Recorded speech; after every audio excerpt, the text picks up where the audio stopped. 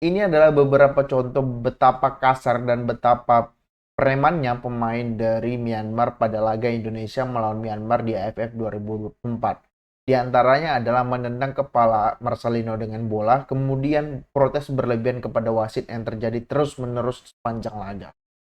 Nah, maka dari itu aku akan memberikan sedikit opini ku terkait dengan laga ini. Beberapa hal yang menurutku menjadi catatan terkait dengan laga ini kayak gitu. Gini, ya di match ini ataupun di turnamen ini Shin Taeyong memutuskan untuk bukan memutuskan lebih kepada kayaknya nggak akan dikasih izin pemain-pemain yang top-topnya gitu kan. Memutuskan untuk tidak membawa pemain-pemain seperti Tom Haye, Ivar Yener, Martin Pas, kemudian Jai Iches lah pemain top kita lah, pemain top kita lah. Nah, kemudian yang dikasih izin sama sama klubnya kan cuman yang main yang abroad itu cuman Marcelino dan juga Rafael Strike yang bisa berlaga di AFF 2024 ini kayak gitu. Sebagian besar kan bermain di Liga 1 ataupun bermain artinya pemain diaspora kita tidak banyak lah. Cuman cuman Rafael Strike juga.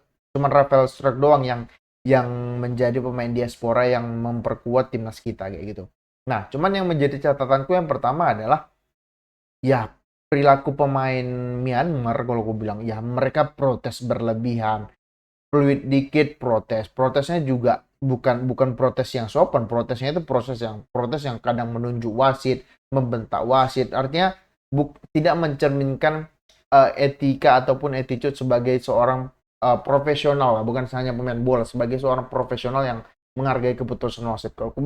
Kalau aku bilang tadi malam secara overall apa yang dilakukan oleh wasit ya cukup adil, cukup fair kalau aku bilang. Walaupun ada beberapa momen yang seharusnya dia prit tapi dia malah advantage-nya seharusnya advantage dia malah artinya banyaklah keputusan dia juga yang tidak tepat, tapi secara overall ya apa yang dia lakukan untuk kedua tim kalau aku bilang sangat adil kalau aku bilang. Cuman ya kembali lagi pemain-pemain Myanmarnya ini sangat, udah aku bilang kan seperti yang di thumbnail, Myanmar ini kayak kumpulan preman yang nggak bisa main bola gitu ngerti nggak? Jadi ih, apaan sih kayak gitu main bola udah lapangan jelek gitu, kameranya juga jelek, terus lightingnya juga jelek, pemainnya juga kayak gitu. Jadi menurutku ya wajar-wajar aja kok ya, jangan heran kalau kalau misalkan kayak gini terus secara packagingnya, secara permainannya, secara attitude pemainnya, jangan heran kalau AFF ini akan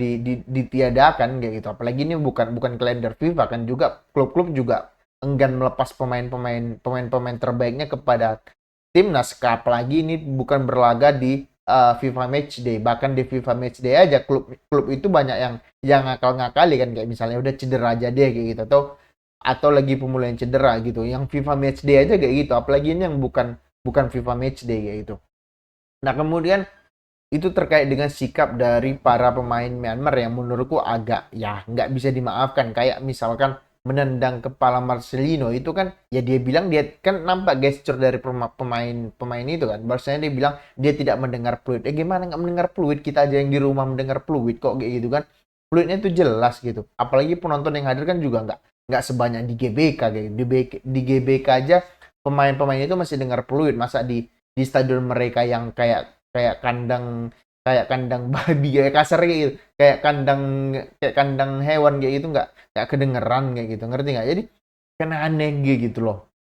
Kemudian kalau kita bahas apa yang terjadi sama Marcelino dan juga ditendangnya kepala Marcelino itu kan kelihatan pemain itu nomor berapa sih, pemain Myanmar itu ya udah tahu dia fluid, memang memang ingin memprovokasi aja kayak gitu, ingin memprovokasi aja. Dia udah nampak Marcelino jatuh dan dia lihat Marcelino kemudian baru ditendang dia bola gitu. Itu kalau di Eropa mungkin itu udah kartu merah mungkin, karena itu disengaja ingin melukai dan juga disengaja gitu loh. Jadi ya beruntung aja dia dapat kuning, seharusnya itu merah itu kalau di Eropa kalau aku bilang, dan karena itu sengaja dan ingin melukai kayak gitu. Beruntungnya pemain kita diprovokasi kayak manapun sama pemain Myanmar, mereka tetap tenang, mentalnya sudah terlatih lah kayak gitu, karena mereka kebanyakan juga kan bermain di timnas senior yang main di kualifikasi Piala Dunia kayak gitu kan.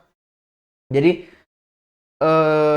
bagaimanapun diprovokasinya puncak puncak provokasinya itu kan ada pada saat tragedinya si Marcelino itu kan, ya nggak banyak. Kalau pemain kita dulu mungkin udah pukul-pukulan itu, kalau sekarang ya mereka cuma protes ke wasit, karena kalau pukul-pukulan bukan hanya tim lawan yang dirugikan, mereka sendiri juga dirugikan ya. Mereka proses protes ke wasit aja, berarti secara mental, secara emosi mereka sudah dewasa dan juga sudah stabil lah kayak gitu.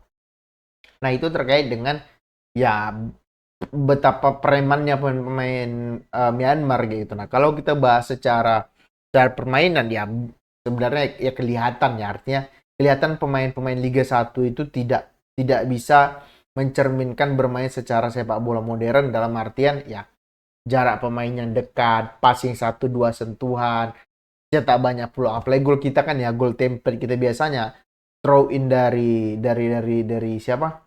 Throw in panjang dari si Arhan, kemudian ada kemelut di depan gawang, shooting. Yang kali ini dicetak sama seorang Asnawi Mangkualam yaitu. Tapi secara permainan ya kelihatan nggak ada Tom Haye, nggak ada Jenner, nggak ada Itses, nggak ada Verdong. Ya permainan di belakang itu stuck, main-main di belakang aja gitu. Dan kemudian bola ke depan hilang, bola hilang karena kontrol, karena passingnya nggak sempurna kayak gitu. Jadi ya kalau boleh aku ngasih nilai, ya nggak usah kasih nilai ya, kalau kayak hebat betul aku kayak gitu kan. Tapi ya kalau kita berpatokan dengan apa yang ditampilkan timnas selama ini pada saat kualifikasi Piala Dunia, ya tim ini ada 2 level di bawah tim kita yang main di kualifikasi Piala Dunia. Sorry to say, tapi aku harus jujur ya, tim ini ada 2 level di bawah timnas kita yang dalam tanda petik seharusnya kayak gitu.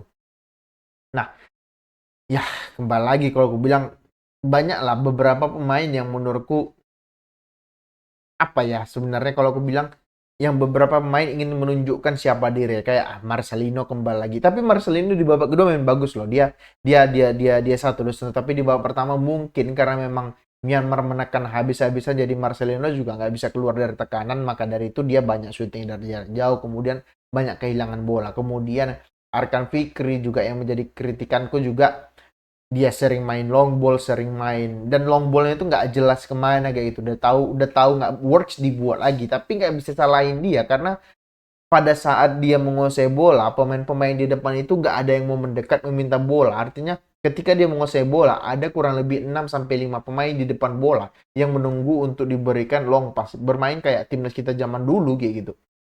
Jadi ya aku nggak tahu apakah ini strategi dari Shin Taeyong yang menempatkan pemain lebih banyak berada di depan bola, atau memang habit dari pemain kitanya sendiri yang sering main di Liga 1 yang main-main long ball gitu. Tapi ya kalau aku bilang ya ini nggak works dan jangan dicoba lagi kayak gitu. Apalagi ya mungkin anggaplah gitu ya. Anggaplah itu strategi dari Sintayong. Yang mungkin Sintayong beranggapan Arkan Fikri ini kok kayak Paul Scholes gitu, yang long ball-nya itu akurat, yang long ball-nya itu keren gitu, yang punya visi menggunakan long ball-nya kayak gitu. Jadi ya aku nggak tahu, semoga memang ini bukan strategi dari Sintayong, memang dari Arkan Fikrinya sendiri, yang artinya itu bisa diperbaiki di pertandingan berikutnya. Apalagi di grup ini kita nggak dapat lawan-lawan yang berat lah, bisa dibilang lebih berat lagi kan di grup sebelahnya lagi kayak gitu. Jadi ya kalau aku bilang mungkin bisa diperbaiki lagi dari segi permainannya, dan juga yang aku salut adalah kestabilan emosi, kestabilan mental kita pada saat melawan tim-tim yang apa ya, yang bermainnya itu kasar, yang bermainnya itu banyak protes sana sini, banyak guling-guling. Ya Myanmar ya tahu sendiri, negaranya aja nggak beres gitu kan. Ya negaranya aja kan sekarang lagi chaos secara politik gitu, apalagi timnasnya gitu. Jadi ya kalau menurutku apa yang ditampilkan, aku tetap apresiasi apa yang ditampilkan para pemain timnas kita. Ya semoga tidak terpancing, karena kita akan menghadapi tim-tim kayak gitu juga. Lawan Malaysia kita akan digituin, lawan Laos nanti kita akan digituin. Artinya kecuali lawan Thailand lah, mungkin di Asia Tenggara tim-tim yang nggak banyak guling-guling itu cuman Indonesia sama Thailand. Selebihnya itu banyak, bahkan Vietnam suka guling-guling, suka protes kiri kanan. Jadi kalau menurutku ya jangan sampai kita terpancing dengan cara bermain mereka gitu. Karena kalau kita terpancing, kitanya bisa kartu kuning, bisa kartu merah, toh yang merugikan kita juga. Ya fokus kepada permainan aja kayak gitu. Oke? Rasaku itu aja.